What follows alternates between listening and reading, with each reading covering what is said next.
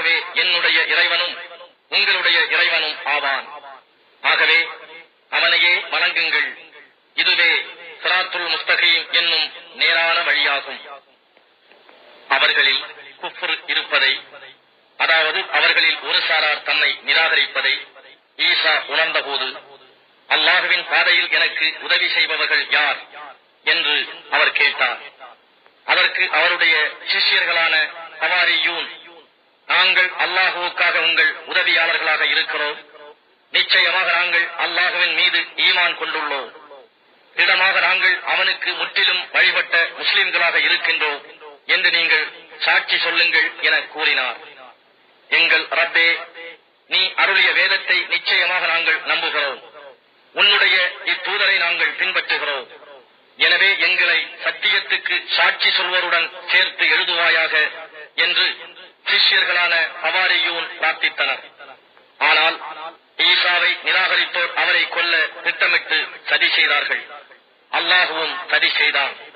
தவிர அல்லாஹ் சதி செய்பவர்களில் மிகச் சிறந்தவன் ஆவான். ஈசாவே, நிச்சயமாக நான் உம்மை கைப்பற்றுவேன். இன்னும் என் அளவில் உம்மை உயர்த்திக் கொள்வேன். நிராகரித்துக் கொண்டிருப்போருடைய பொய்களில் நின்றும் உம்மை தூய்மைப்படுத்துவேன். மேலும் உம்மை பின்பற்றுவோரை கியாம நாள் வரை நிராகரிப்போருக்கு மேலாகவும் வைப்பேன். பின்னர் நீங்கள் அனைவரும் என்னிடமே திரும்பி வருவீர்கள். அப்போது நீங்கள் தர்க்கம் செய்து கொண்டிருந்தது பற்றி நான் உங்களிடையே தீர்ப்பளிப்பேன் என்று அல்லாஹ் கூறியதை நபியே நினைவு கூர்வீராக. எனவே நிராகரிப்போரை இவ்வுலகிலும் மறுமையிலும் கடினமான வேதனையை கொண்டு வேதனை செய்வேன். அவர்களுக்கு உதவி செய்வோர் எவரும் இருக்க மாட்டார்கள். ஆனால் எவர் ஈமான் கொண்டு நற்கர்மங்கள் செய்கிறார்களோ அவர்களுக்கு உரிய நற்கூலிகளை அல்லாஹ் முழுமையாக கொடுப்பான். நிச்சயமாக அல்லாஹ் அக்கிரமம் செய்வோரை நேசிக்க மாட்டான்.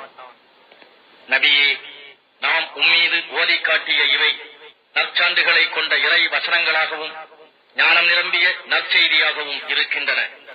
அல்லாஹ்விடத்தில் நிச்சயமாக ஈசாவின் உதாரணம் ஆதமின் உதாரணம் போன்றதே.